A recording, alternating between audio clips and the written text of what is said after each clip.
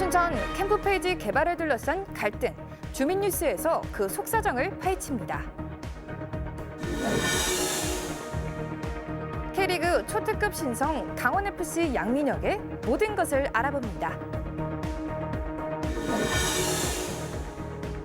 한 주간 있었던 뉴스 가운데 화제의 뉴스만을 골라 주간 뉴스픽에서 정리해드립니다. 각 지사를 연결해 다양한 지역 소식을 알아봅니다. 네트워크 현장엔. 이슈토크에선 김진태 도지사와 함께 민사원 폐기 후반기 주요 현안을 짚어봅니다. 네, 시청자 여러분 안녕하십니까? G1 방송이 새롭게 선보이는 뉴스 그 이상의 뉴스, G1 뉴스쇼 진행의 김호진입니다. 요즘에 TV나 인터넷에 각종 뉴스가 넘쳐나서 진짜 필요한 정보를 놓칠 때가 있죠. 그런가 하면은 어렵고 복잡한 뉴스를 회피할 때도 있습니다. 그래서 강원도 대표 방송인 G1 방송에선 한 주간 있었던 뉴스 가운데 주요 뉴스만을 골라 깔끔히 정리하고 분석하는 시간을 마련했습니다. 매주 목요일 저녁 현명한 뉴스 소비자를 위한 G1 뉴스쇼, 앞으로 많은 관심과 시청 부탁드리겠습니다. 자, 그럼 한 주간의 주요 뉴스를 빠르고 쉽게 짚어보는 G1 뉴스쇼, 지금 시작하겠습니다.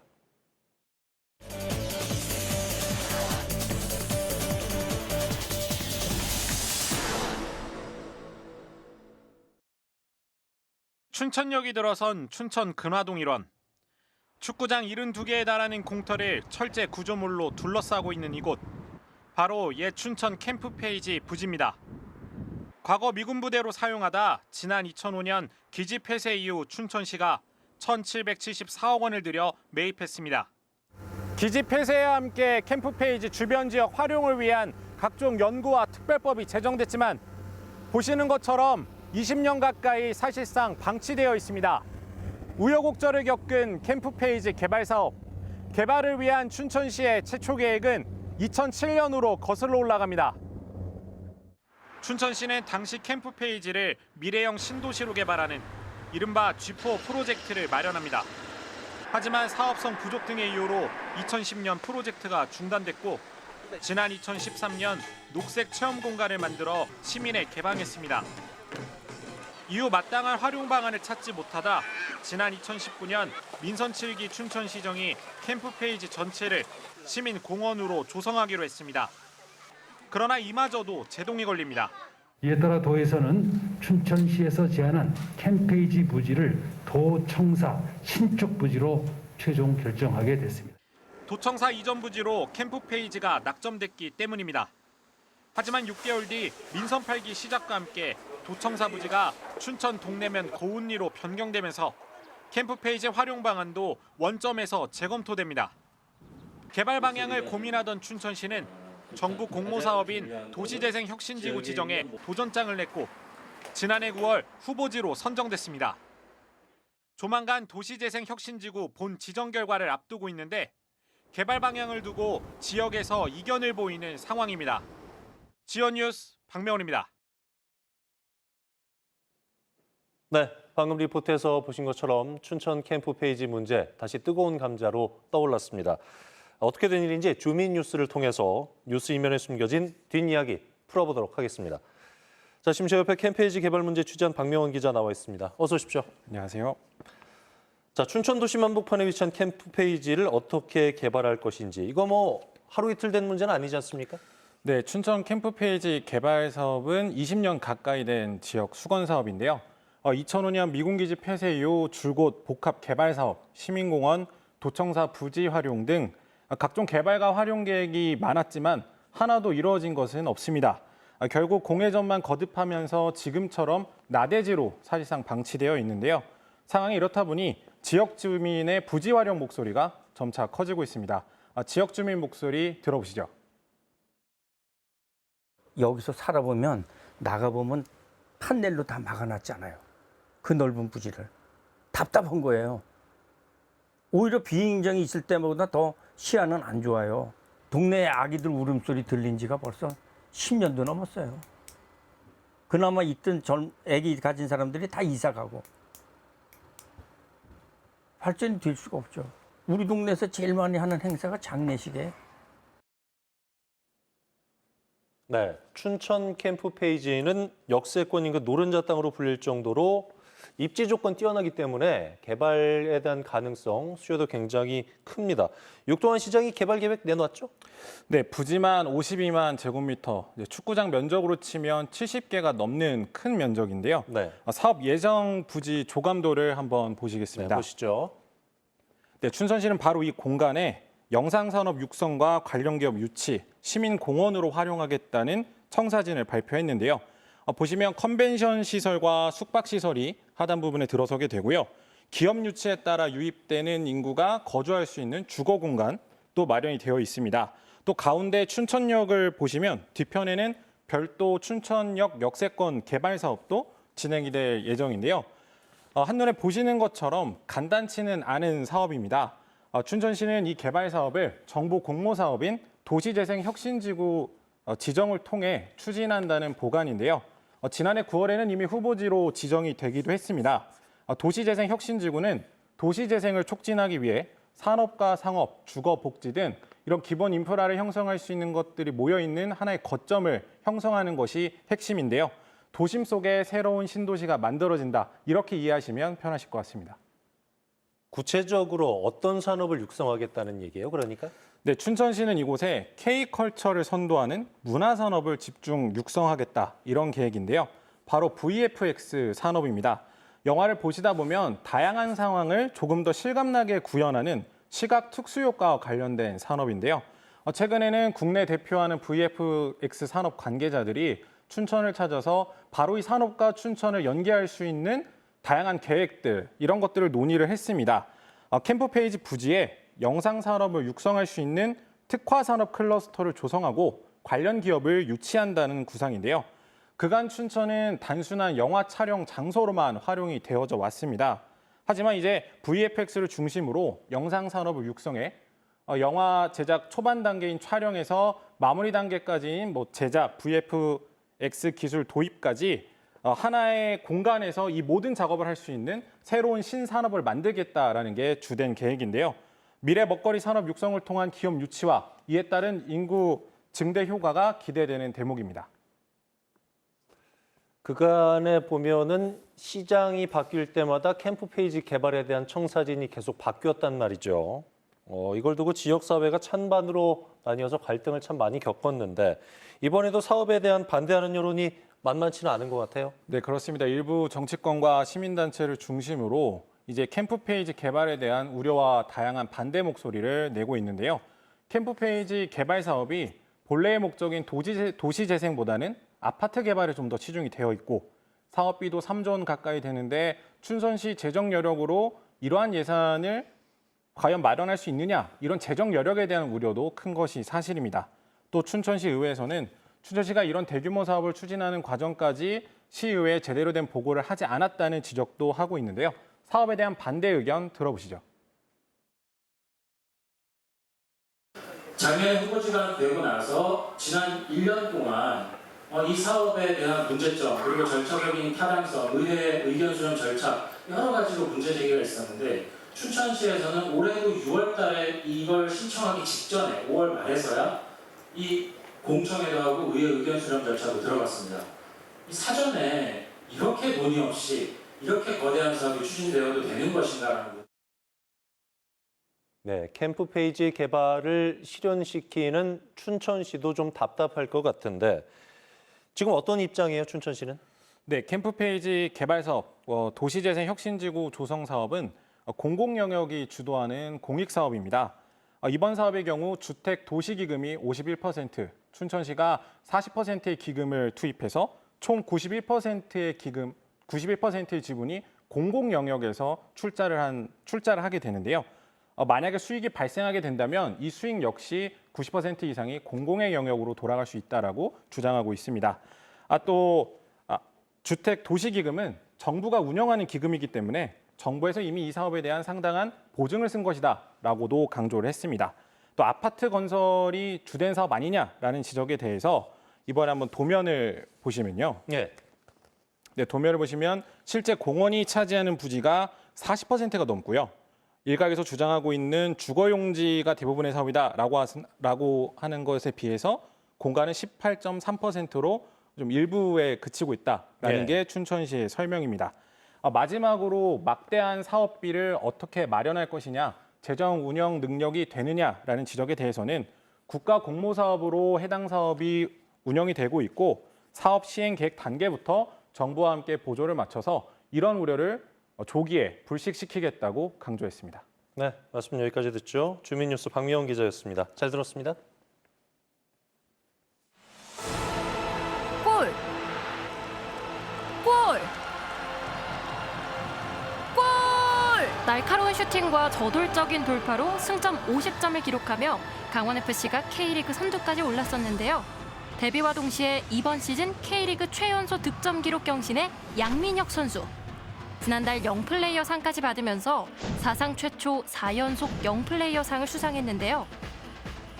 7월 이달의 골 수상까지 받으면서 토트넘 합류 소식에 모두들 고개를 끄덕이게 됐죠. 무서운 고3이라는 말이 괜히 나온 게 아닙니다. 2006년생, 올해 18살 양민혁의 퍼포먼스를 보면 금방 답이 나옵니다. 올해 강원FC에 준프로로 입단한 양민혁은 시즌 두 번째 경기 시작 1분 만에 상대 수비수의 공을 빼앗아 첫 골맛을 봤습니다. K리그 최연소 득점 기록 경신, 두고두고 잊지 못할 순간입니다. 그날 워낙 긴장을 좀 했었는데 또 시작하자마자 그렇게 공을 뺏고 또 골까지 넣을 수 있어서 정말 그때 생각하면 아직도 기분이 좋았던 것 같고, 하지만 팀이 승리하지는 못했어서 좀 아쉬움이 남았던 것 같아요.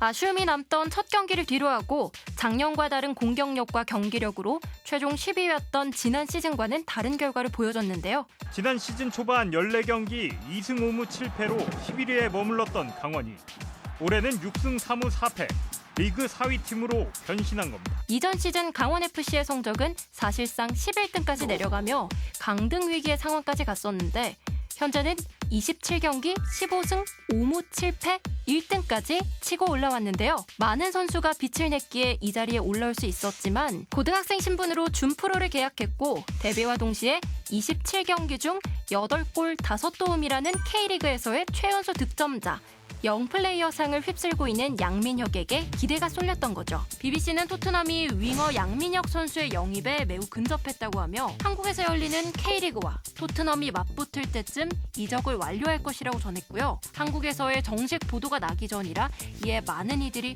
어디로 갈까 시선이 집중됐는데요. 프로축구 K리그1 강원FC 소속 양민혁 선수가 영국 프리미어리그 토트넘 호스퍼로 이적합니다. 강원FC는 양민혁 선수가 한국 선수 역대 최연소로 EPL 구단인 토트넘과 이적 계약을 맺었다고 밝혔습니다. 이후 정식으로 토트넘으로 간다는 보도가 나고 2013년 이후 K리그에서 최연소 득점자인 양민혁은 이영표, 손흥민에 이어 토트넘의 세 번째 한국 선수가 될 예정입니다. 이 중 최고의 이적료를 받고 넘어간다고 하네요. 시즌 강원의 모든 경기에 출전하며 날카로운 슈팅과 저돌적인 돌파로 팀 성적을 이끌고 있는 양민혁. 처음부터 돋보이는 선수는 아니었습니다. 어릴 적 공놀이가 좋아 축구에 빠졌고 초등학교 4학년 유소년 클럽에서 기본기를 다졌습니다. 중학교 시절 3번이나 팀을 옮기며 축구 스타일의 골격을 만들었고 재작년 강원FC 유스팀에 입단했습니다. 강원FC는 지난해 여름부터 성장세가 무서운 양민혁을 눈독 들였지만 부상 문제로 반년을 기다린 끝에 영입을 마쳤습니다. 현재 양민혁이 받는 월급은 100만 원. 하지만 프로에서 뛸 수 있는 기회는 천금 같습니다. 고3이면 원래 이렇게 데뷔하기도 쉽지 않고 경기 뛰기도 쉽지 않은데 그 적은 금액이지만 뭐 금액의 생각은 딱히 없는 것 같고 뭐. 적은 금액에도 뛸 수 있는 기회조차가 행복했던 그 마음 잃지 않으셨으면 좋겠습니다. 정말 저에게 이렇게 벅찬 사랑을 해주시는 거에 대해서 정말 감사하게 생각하고 앞으로도 더 이렇게 사랑해 주시면 더 재밌게 그 축구하시는 모습 보여줄 수 있을 것 같아요. 토트넘 이적 소식과 함께 모두가 기대했던 토트넘과의 경기. 이적팀에 인정받을 수 있을까 마음 졸이며 7월 31일 서울 월드컵 경기장에서 열린 K리그 올스타로 구성된 팀 K리그와 토트넘의 경기에 양민혁 선수가 선발 출전해 토트넘 선수들의 합격점을 받았다는 기사가 보도됐는데요. 이에 관중들은 손흥민과 양민혁이 맞춰나갈 호흡에 큰 기대를 보였습니다. 첫 데뷔 시즌에 K리그 탑급 윙어로 성장하고 유럽으로 이적까지 성공한 고등학생 선수. 기분 좋게 우승 후 떠나고 싶다라고 밝힌 양민혁 선수. 남은 경기 잘 마무리하셨으면 좋겠습니다. 양민혁 선수의 축구 앞날을 기대하면서 슈퍼루키 양민혁, 과연 여러분들의 생각은 어떠신가요?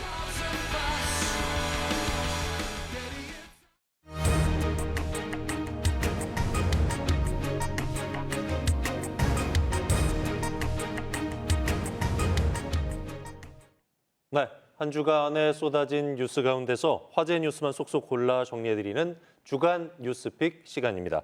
지원방송 보도국의 든든한 리더시죠. 홍서표 국장과 함께합니다. 어서 오십시오. 네, 안녕하십니까. 자, 오늘 첫 방송인데 보도국 기자들 대표해서 짧고 굵게 각오 한 말씀 듣겠습니다. 네, 저희 지원방송이 야심차게 준비한 지원 뉴스 쇼 오늘 드디어 시작을 했습니다.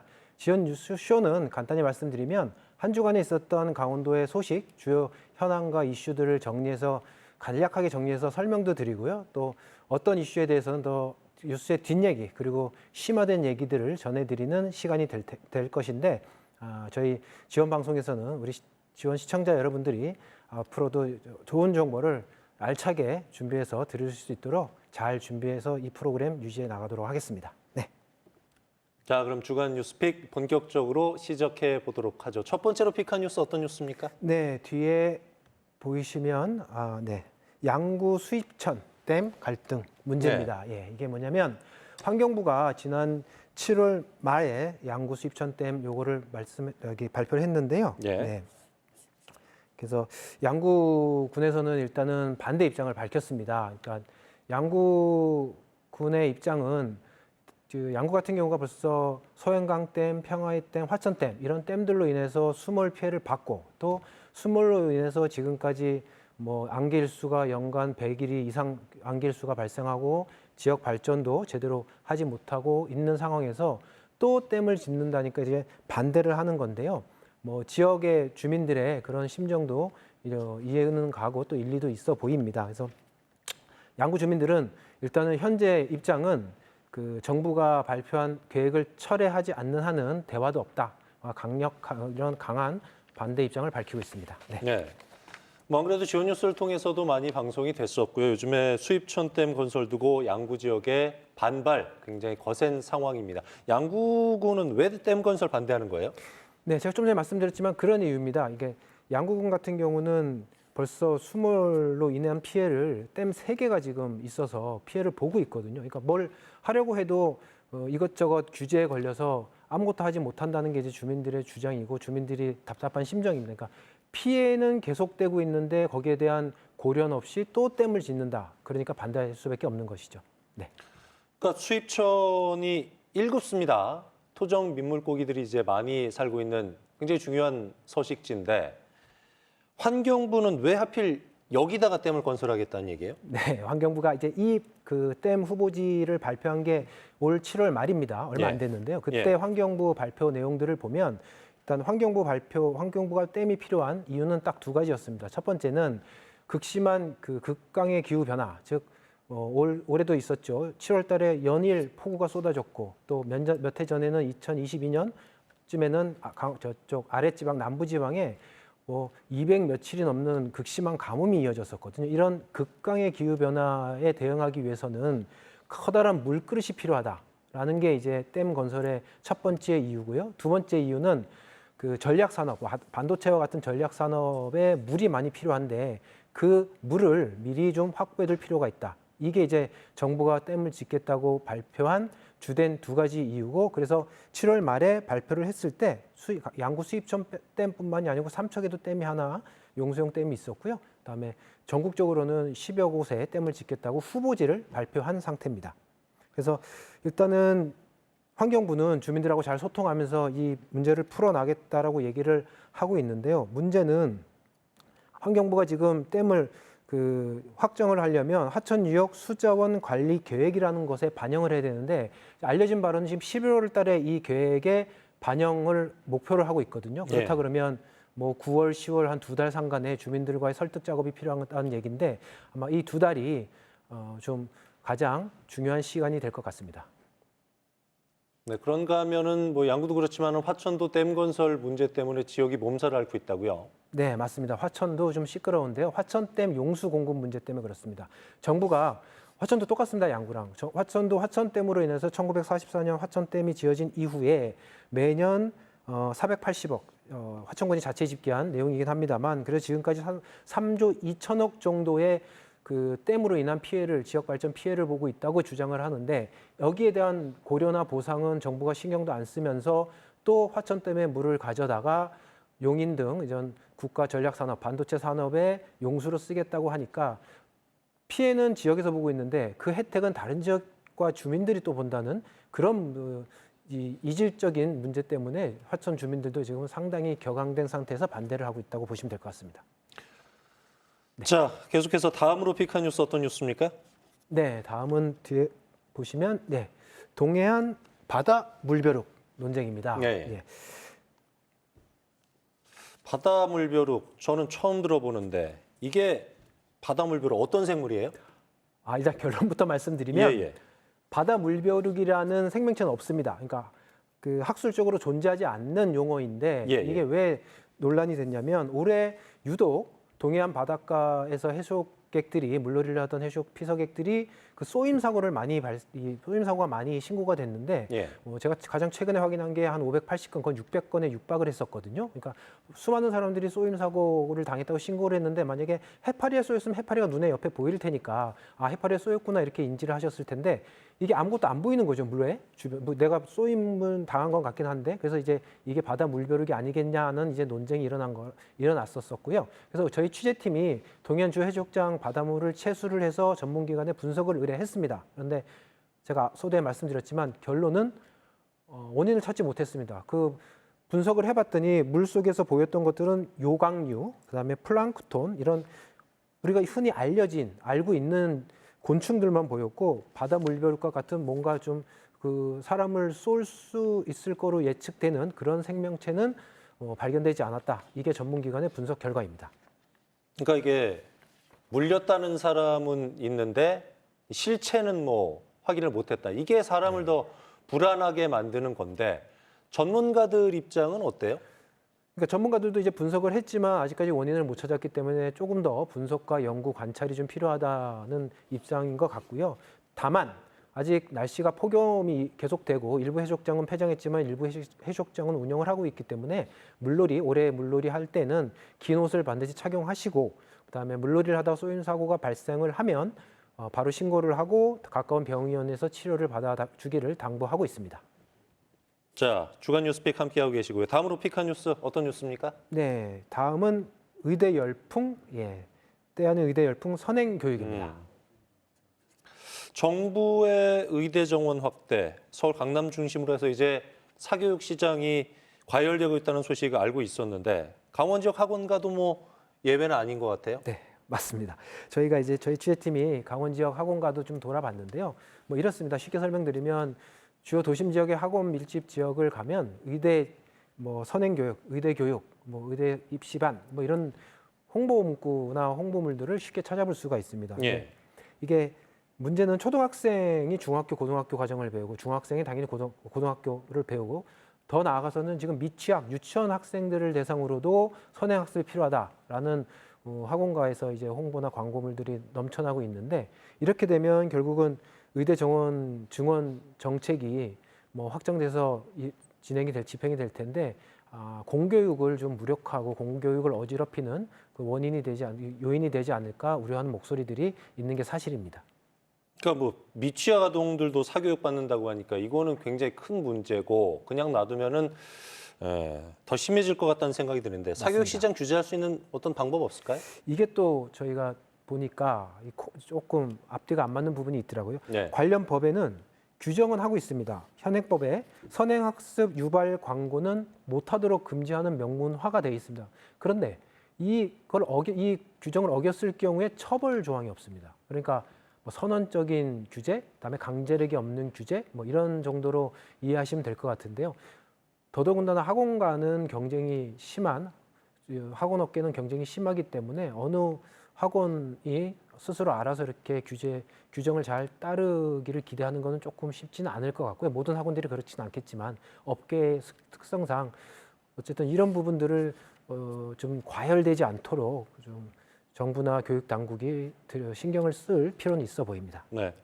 자, 다음으로 픽한 뉴스는 어떤 뉴스예요? 네. 저희 최근에 많이 이슈가 됐었죠. 네. 육군 제12사단 훈련병 사망 사건 첫 공판입니다. 네. 12사단 훈련병 얼차려봤다가 이제 훈련병이 사망한 사건인데 네. 최근에 첫 재판에서 이 얼차려를 지시한 중대장과 부중대장이 책임을 좀 이렇게 미뤘다는 얘기를 들었어요? 네, 그렇습니다. 이게 이 사건 자체는 지난 5월 달에 있었고요. 사건만 개요만 간략히 설명드리면 작년 5월에 육군 12사단 훈련소에서 훈련을 받던 훈련병이 사망하는 사건이 있었습니다. 그 당시 사인이 열사병으로 인한 다발성 장기 부전이었거든요. 그래서 경찰이 수사에 착수했고 검찰하고 경찰의 수사 결과 그 당시 훈련병에게 그 군기 훈련을 시켰던 중대장과 부중대장이 과실이 있다, 학대, 치사 그리고 직권남용 가혹행위 혐의로 그래서 법원 이제 기소가 됐죠. 그래서 그 기소된 첫 재판이 지난 16일 날 열렸던 겁니다. 그런데 예. 논란이 이제 그 재판장에서 조금 불거진 건데요.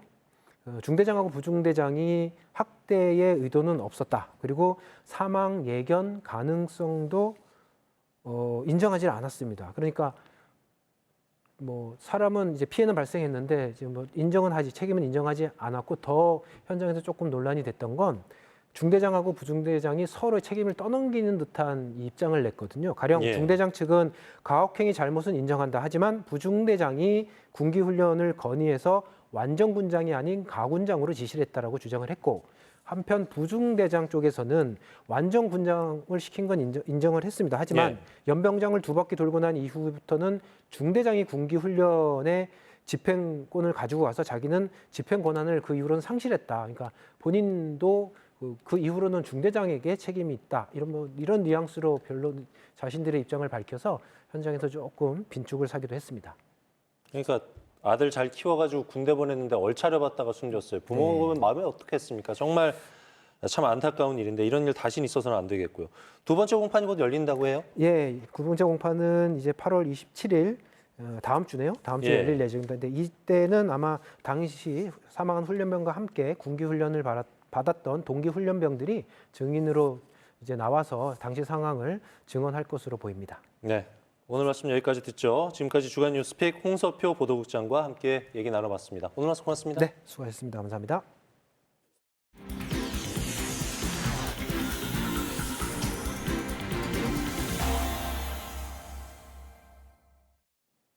네, 한 주간의 뉴스를 빠르고 쉽게 짚어보는 G1 뉴스쇼 함께하고 계십니다.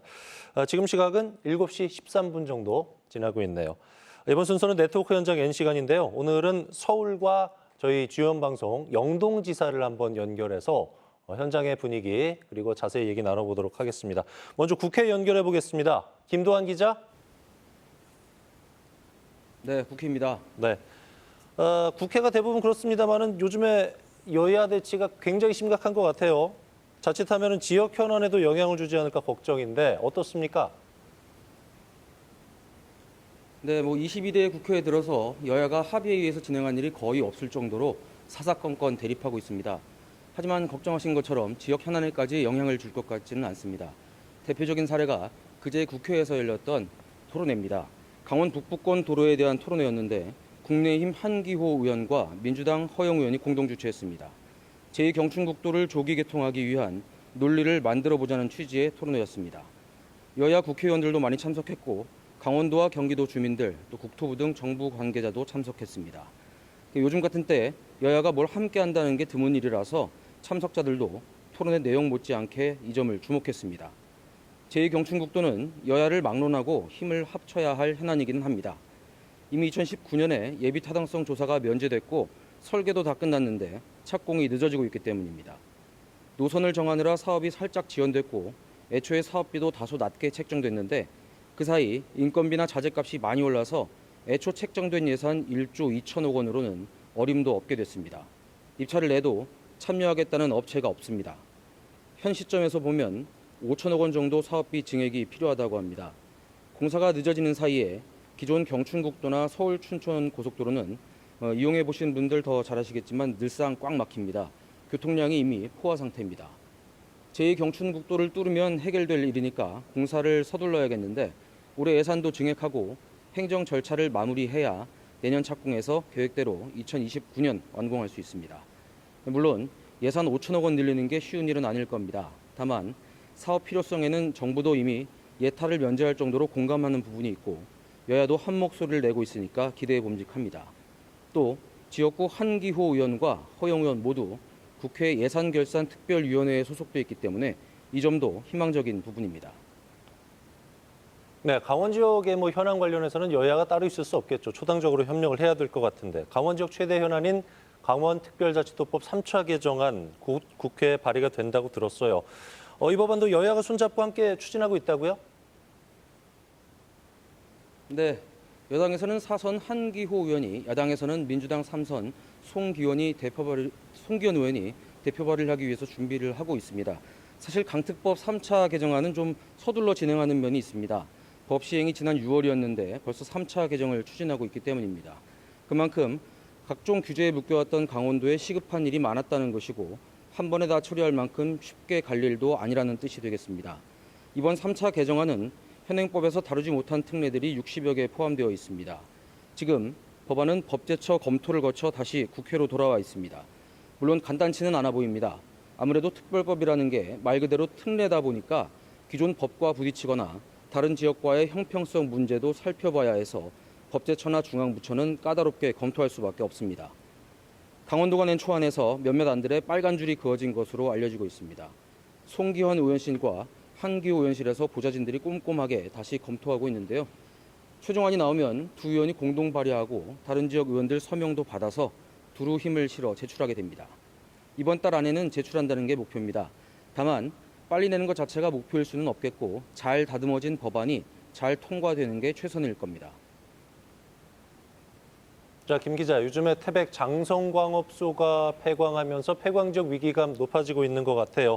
대체 산업을 위한 법안도 발의가 됐다고요? 네, 폐특법 일부 개정안입니다. 폐광 지역의 대체 산업을 육성하기 위해서 내국인 지정 면세점을 설치하기 위한 법적 근거를 담고 있습니다. 이철규 의원이 22대 국회 1호 법안으로 제출했습니다. 이번 주 소관 상임위인 산업통상자원 중소벤처기업위원회에 상정됐고 이미 한 차례 논의를 거쳤습니다. 이철규 의원은 초선 때부터 이 법을 계속 발의했었는데요. 한 번은 법사위에서 지난 국회에는 상임위 문턱을 넘지 못했습니다. 그만큼 쉬운 법이 아니라는 겁니다. 지정 면세점 설치는 폐광지 대체 산업이라기보다는 대체 산업 육성을 위한 마중물 역할을 기대하는 겁니다. 재정적으로도 도움이 되고 관광객들이 들릴 수 있는 하나의 거점이 되기도 할 겁니다. 지난 대선에서 대통령 선거 공약이기도 했고 국정과제에도 포함되어 있습니다.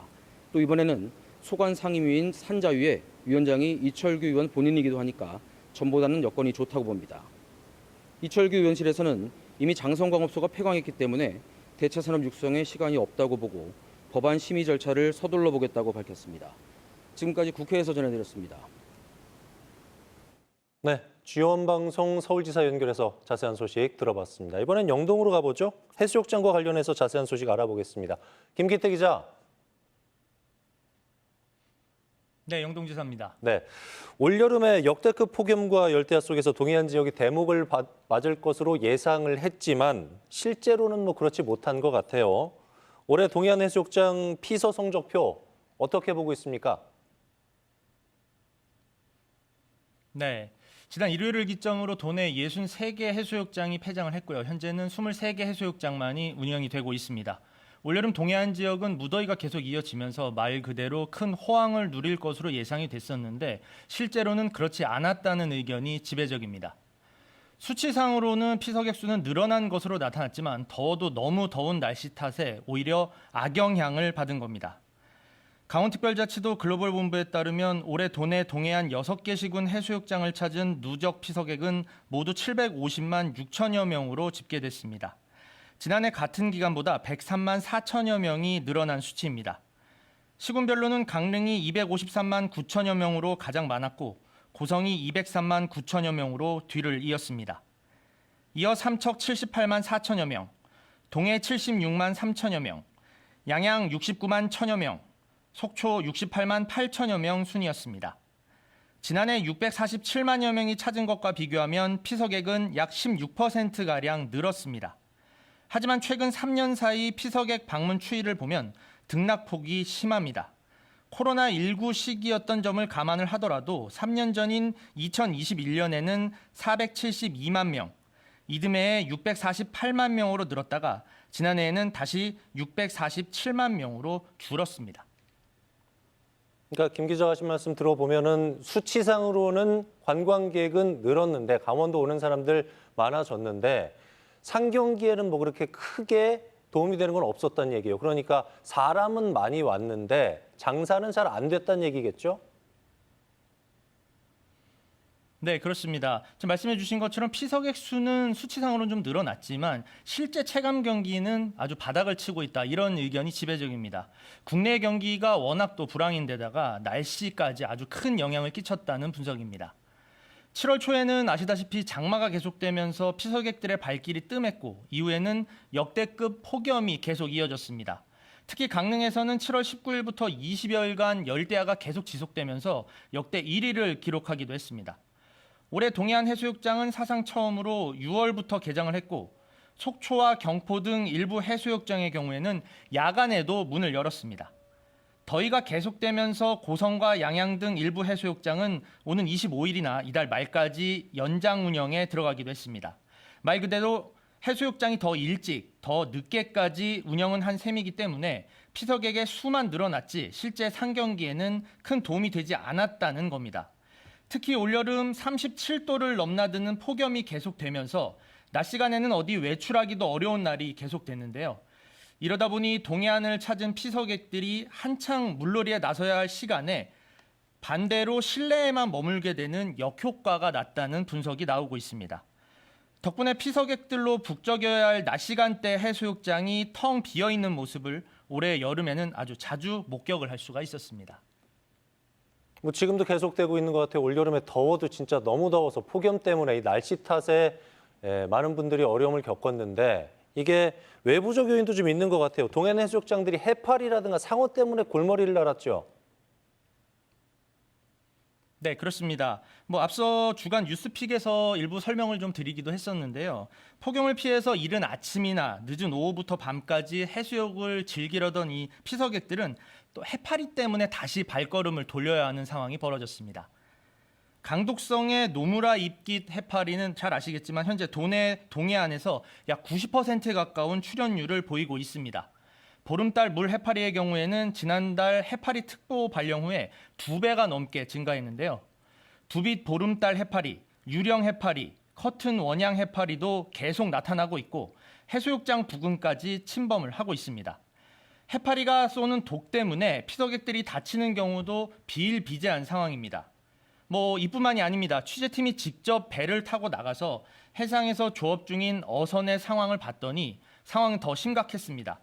해파리가 많아도 너무 많아서 조업을 포기해야 할 정도였습니다. 매번 조업 때마다 보호 장비를 착용을 하고 어렵게 조업에 나서도 해파리 독에 죽거나 상처난 생선이 대부분이기 때문에 조업량은 평소의 절반에도 못 미치는 게 현실이었습니다. 여기에 최근 동해안에는 날카롭고 뾰족한 이빨이 특징인 우리가 영화에서나 흔하게 봤던 청상아리까지 자주 출몰을 하고 있어서 올해 동해안 해변에는 아주 큰 악재로 작용이 됐습니다. 네, 오늘 말씀 여기까지 듣겠습니다. 영동지사의 김기태 기자 연결해서 영동 지역 소식 들어봤습니다.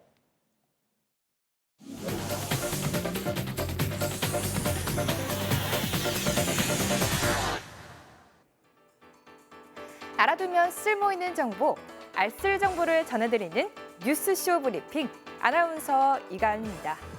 요즘처럼 푹푹 찌듯 불볕더위엔 시원한 음료 한 잔이 저로 생각나기 마련이죠. 특히 요즘은 설탕 대신 대체당이 들어가 맛있으면서도 건강도 챙긴다는 제로 음료를 많이들 찾고 있습니다. 어디 음료뿐인가요? 아이스크림, 술, 심지어는 시럽형 감기약도 설탕을 대체당으로 사용하는 제품이 늘고 있습니다. 이 같은 제로슈거 열풍은 코로나19 이후 사회 전반적인 건강에 대한 높은 관심, 그리고 즐겁게 건강을 관리한다는 헬시 플레저 트렌드로 인해 제로슈거의 수요는 고공행진 중입니다. 한국농수산식품유통공사에 따르면 제로음료 시장 규모는 지난 2018년 1,630억 원에서 2023년 1조 2,780억 원으로 늘어나 5년 사이에 8배가 커졌는데요. 음료 시장을 중심으로 성장한 제로 마케팅은 이제 식품업계의 핵심 전략으로 자리 잡았습니다. 하지만 이 제로 슈거 정말로 건강에 도움이 될까요?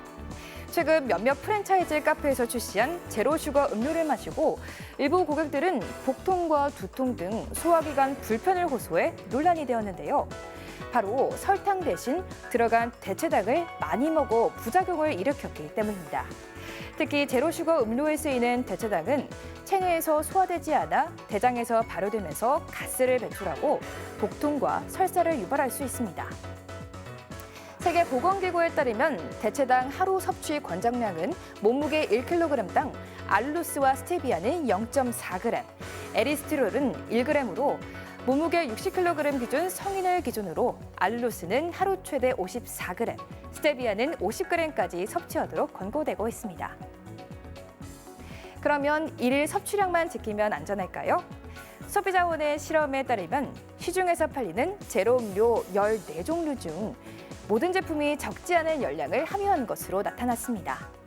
특히 섬유질이 들어간 제품은 한 병당 열량이 32칼로리로 일반 제품 대비 22% 열량을 가진 것으로 조사되는데요. 게다가 당류 함량이 100ml당 0.5g 미만인 경우 제로 슈거 또는 무당이라고 표시할 수 있어 칼로리가 없다고 착각하기 쉽습니다. 제로 슈거 식품을 다이어트 목적으로 경을 거고 오히려 칼로리 폭탄을 맞을 수도 있습니다. 또한 무설탕 식품에 주로 사용되는 인공 감미료들은 설탕의 최대 600배에 이르는 단맛을 내는데요. 전문가들은 대체당을 지속적으로 섭취할 경우 단맛에 내성이 생겨 오히려 단식품을 더 찾게 되는 당 중독에 걸릴 위험성이 있다고 경고합니다. 무엇보다 단맛이 식욕을 자극하기 때문에 제로 음료를 습관적으로 마신다면 오히려 비만의 위험성이 커질 수 있습니다. 제로 열풍 시대 과장 광고에 현혹되기 쉬운 지금 소비자들 역시 제로 칼로리 식품에 대한 무조건적인 신뢰보다는 제품 성분을 확인해 보셔야겠습니다. 지금까지 뉴스쇼 브리핑 아나운서 이가은이었습니다. 네, 계속해서 도내 주요 인사와 화제 인물을 초대해서 이야기를 나누는 이슈 토크 시간입니다. 지원 뉴스쇼 이슈 토크 첫 포문을 여는 뜻깊은 시간인 만큼 아주 특별한 초대 손님을 저희가 준비했는데요. 새로운 강원 특별자치 시대를 이끄는 선봉장이시죠. 김진태 강원특별자치도지사와 함께하도록 하겠습니다. 안녕하십니까 도지사님. 네, 반갑습니다. 반갑습니다. 자, 시청자 여러분께 처음으로 선보이는 시간입니다. 오늘 첫 초대 손님으로 자리하셨는데 덕담 한 말씀 부탁드릴게요. 네, 이제 지원의 간판 프로그램으로 뉴스쇼가 드디어 첫 방송을 하게 됐다고 하는데 거기에 이렇게 초대돼서 정말 영광으로 생각하고요. 우리 간판 아나운서 김우진 아나운서가 맡고 있기 때문에 아주 대박이 날 것 같습니다. 예. 덕담 중에 덕담이셨습니다. 고맙고요. 네. 최근에 강원이 특별히 응원단과 함께 파리올림픽 다녀오셨잖아요. 네. 우리 도청 수영 선수단 비롯해서 여러 선수들이 흘린 땀방울에 뜨거운 응원과 격려 보내주셨는데 그렇습니다. 현장에서 응원하고 돌아오신 소감 어떻습니까? 네, 역대 제가 이 국외 출장 다녀온 중에서 가장 아주 보람찼던 것이었습니다. 우리 강원 선수단이 기대했던 것보다 메달도 많이 땄고요, 풍성하게. 그리고 이번에는 특별한 게 국외 출장을 가면서 양복을 안 가져갔습니다. 예. 그 추리닝을 입고 뚜벅이로 걸으면서 경기장을 다니면서 직접 이렇게 응원하고 이렇게 했는데요. 현지인들이 이 외국 사람들이 저희가 지나가면 코리아 팀 이렇게 하면서 반갑습니다. 안녕하세요. 이렇게 한국말로 얘기하는 거예요. 예. 정말 너무 신기했고요. 요새 아주 이 한국어 배우기 열풍이 전 세계적으로 불고 있다고 합니다. 그만큼 우리의 국격이 그렇게 높아진 거를 정말 실감할 수 있었습니다. 경기 중에는 그 양궁장에 직접 가서 이렇게 봤는데요. 여러분들 어떠십니까? 양궁 하면은 다들 좋아하시긴 하지만 우리나라에서 그렇게 인기 종목이다, 꼭 이렇게 말할 수 있을까요? 올림픽 때만 우리가 관심을 갖는 건 아닐까요? 오히려 이 유럽 사람들은 양궁을 엄청 좋아합니다. 그래서 꼭 메달을 따고 싶은데 바로 저 멀리 있는 코리아라는 나라 때문에 그 많은 메달에 단 한 개도 딸 수 없는 이런 상황이다. 얼마나 우리 코리아를 또 부러워하고 그러겠습니까? 그런 현장을 직접 보고 왔습니다. 예, 우리 선수단들 최선을 다했기 때문에 또 감동도 많이 전해주었었고 같이 응원을 했었는데요.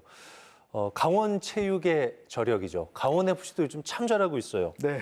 구단 역대 최다 승이 15승 달성했고요. 도민 구단 최초의 우승에 대한 기대감도 커지고 있습니다. 어떻게 전망하세요? 네, 강원 FC 정말 우리 도민 여러분들의 엔돌핀이 되고 있습니다. 네. 다른 지역 서울이나 뭐 전라도를 가도 이 강원 FC 얘기들을 다 합니다. 요새 성적이 좋으시죠? 뭐 구단주님 좋으시겠습니다. 이런 부러움을 많이 받고 있는데요. 선수들 너무나 잘하고 있고요. 지금 현재 1위를 달리고 있습니다. 예. 이제 앞으로 뭐 우승할 수 있겠느냐? 그건 또 너무 우리가 이제 이 말을 앞세웠다가는 또 안 되니까 이런 식으로 열심히 하면 좋은 결과가 올 것이다. 저는 이렇게 생각을 하고요. 지금부터 하고 있는 것은 모든 게 다 기록 제조기입니다. 역대 가장 많은 승수, 가장 많은 승점, 가장 많은 관중수, 모든 게 그냥 할 때마다 기록이 지금 쏟아져 나올 텐데요. 저는 그것보다도 우리가 이 K1 축구 리그에 강원 FC가 하나의 새로운 이 문화를 만들어 간다. 여기에 자부심을 가지고 있습니다. 왜냐하면 좀 사실 전까지는 약간 좀 하위권 팀이 아니었습니까? 이런 데서 선수를 아무리 키워도 그렇게 그 큰 몸값을 받고 뭐 이렇게 보내지를 못했습니다. 그런데 이번에 우리 양민혁 선수, 우리 저 손흥민 선수가 있는 유럽의 명문 구단 토트넘으로 보내지 않았습니까? 그러면서 60억이나 되는 이적료를 받아서 구단 수입으로 그게 잡혔고요. 지금 고등학교 3학년 학생입니다. 강릉 제1고. 아직도 고3 학생을 우리가 그렇게 키워서 단기간 내에 키워서 유럽의 빅리그로 보낼 수 있는 이런 하나의 뭐랄까 이 스토리, 히스토리를 만들어내는 구단이다. 이런 자부심을 가지고 있습니다. 역사를 이제 강원 FC가 계속 써나가고 있는 만큼 우리는 가장 많은 응원을 해주면 좋겠다. 이런 맞습니다. 생각이 또 드는군요. 민선 8기 후반기 도정 목표로 미래산업 육성을 위한 투자를 확대하겠다고 밝히셨어요. 이 부분은 자세히 좀 설명 부탁드릴게요. 예, 강원특별자치도의 비전이 미래산업 글로벌 도시입니다. 우리도 이제는 그냥 설악산 뭐 이런 것만 가지고 먹고 살던 거기서 이제 벗어나겠다. 미래산업을 가지고 승부하겠다. 그 미래산업이 뭐냐? 반도체, 바이오 뭐 이런 겁니다. 그래서 이제 뭐 잠꼬대로도 반도체, 바이오를 외칠 정도로 이렇게 해왔는데 지난 2년 동안 이렇게 하니까 이제 드디어 반도체에 무엇인가가 조금 생겼습니다. 그전에는 중앙에 가서 우리 반도체 뭐 좀 주세요, 공장 좀 유치하겠어요 그러면 강원도에 반도체 아무것도 없잖아. 이 얘기부터 나온 겁니다. 아무것도 없는데 우리가 뭘 보내냐 이거였는데 그래서 이를 악물고 그 아무것도 something 영어로 하면 그거를 만들어낸 겁니다. 인재를 양성하는 교육원 뭐를 이렇게 검사하고 시험하는 테스트베드를 3개씩 하고 최근에는 국립강원대학교에 반도체 공동연구소를 이제 유치를 했습니다. 그럼 이제 적어도 뭔가는 있다. 강원도에도. 그럼 이제 앞으로 기업 유치나 이런 데 더 탄력을 받게 될 것이고요. 그다음에 반도체 못지않은 또 하나의 우리 분야 바이오가 있습니다. 바이오. 우리는 또 가장 일찍 바이오를 시작했었거든요. 춘천에서 또 홍천에서. 이게 이제 드디어 그 국가전략산업 특화단지로 지정을 받았습니다. 정말 참 가슴 뿌듯한 벅찬 일인데요. 그러면 뭐 그 춘천만 하느냐 홍천만 하느냐 아닙니다. 플러스 3 거기에 원주의 의료기기, 강릉의 천연물 바이오, 평창의 그린 바이오 모든 게 다 바이오 이 의료기와 연관이 돼가지고 같이 다 같이 이제 클러스터화해서 이제 발전시켜 나갈 거고요. 이 바이오는 국가적으로 보더라도 반도체와 함께 국가의 핵심 사업입니다.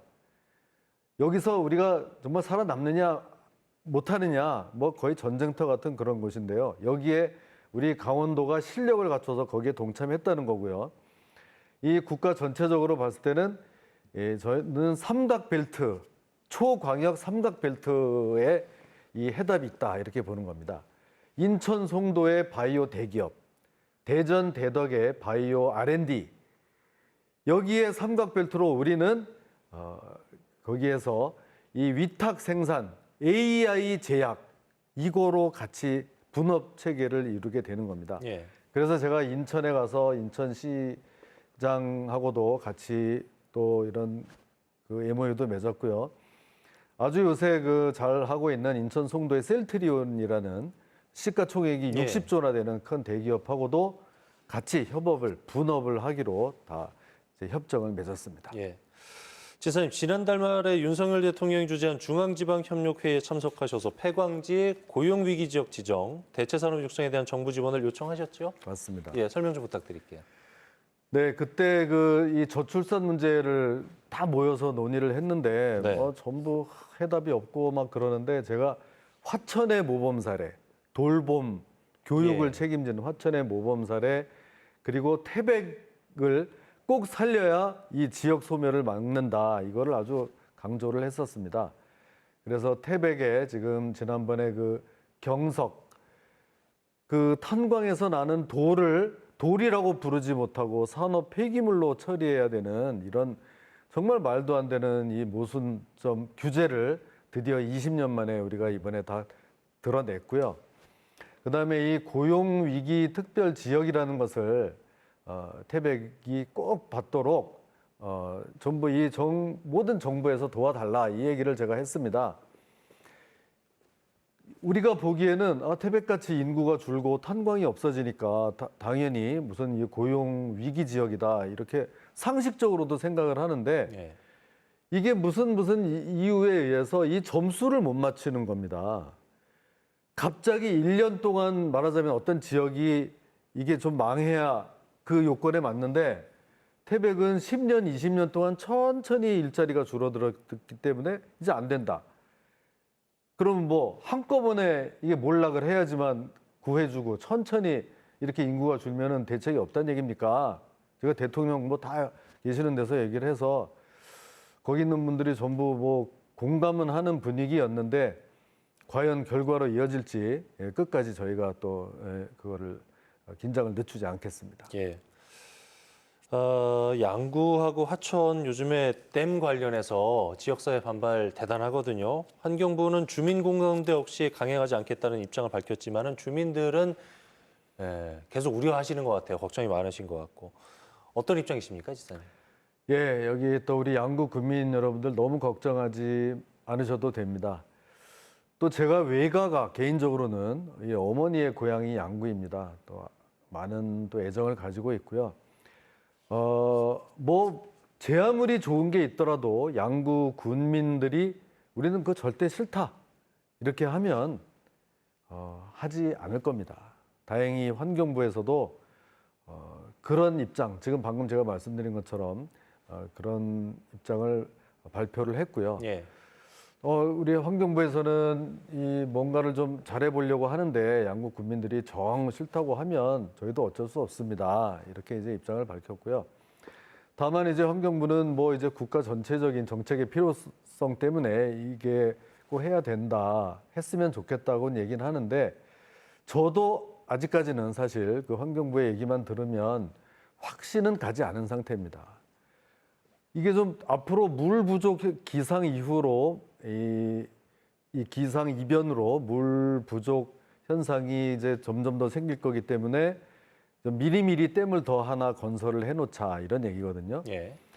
결국은 수도권 주민이 뭐 식수나 산업용수로 쓸 그거를 미리미리 대비해 놓자 이런 얘기인데 이것만이라면 조금 부족하지 않겠습니까? 양구에는 당장 어떤 그렇게 뭐 수해가 난다거나 물이 부족한 상황이 아닌데 수도권 주민들을 위해서 또 양구에 댐을 해야 된다 그러면 그럴 필요성이 확실하고 거기에 충분한 보상이나 그 몇 배의 이 양구 국민들의 불편을 또 위로해 줄 수 있는 이런 조치가 따라야 하는데 아직까지는 그런 것에 대한 설명이 충분치가 않습니다. 예. 그래서 이거는 좀 더 좀 시간을 가지고 좀 소통을 해봐야 될 겁니다. 그러니까 너무 걱정하지는 마시고 또 불안해하지도 마시고 정부에서 무슨 얘기하는 건지 다 들어보고 에이 그거는 좀 충분치가 않다 이렇게 하면 저부터도 나서서 이거는 하지 않도록 그렇게 하겠습니다. 네. 도지사님 끝으로 도민 여러분들께 한 말씀 해주셔도 좋고요. 정리 말씀 듣도록 하겠습니다. 네, 이제 특별자치도가 시작된 지도 이제 1년이 지났고 이제 여러분들께 이제 성과로 보여드려야 될 그럴 때입니다. 그래도 이제 이 미래산업, 야, 우리 강원도에서 그런 걸 과연 할 수 있을까? 반도체가 될까? 바이오가 뭐 제대로 될 수 있을까 했는데 하나하나 조금씩 뭐가 들어오고 이제 인프라가 갖춰져 가고 있습니다. 자신감입니다. 여러분 많은 관심 가지고 응원해 주시면 반드시 할 수 있습니다. 네. 오늘 바쁘신 가운데 뉴스쇼 이슈토크 첫 손님으로 자리를 빛내주신 지사님 진심으로 감사드리고요. 앞으로도 종종 나오셔서 도정 현안에 대해서 네. 좀 시원하게 오늘처럼 말씀해 주시면 좋을 것 같아요. 자주 불러주십시오. 예, 말씀 여기까지 듣죠. 이슈토크 김진태 지사와 얘기 나눠봤습니다. 오늘 자리해 주셔서 고맙습니다. 고맙습니다. 네, 오늘 절기상 더위가 그친다는 처서였는데요. 올해는 처서의 마법이 통하지 않은 것 같아요. 기상청에 따르면 9월 초까지도 폭염과 열대야가 이어진다고 하니까 시청자 여러분 건강관리 잘 하셔야겠습니다. 뉴스 그 이상의 뉴스, G1 뉴스쇼. 저희는 다음 주에도 알찬 소식으로 찾아뵙겠습니다. 편안한 저녁 시간 보내십시오. 고맙습니다.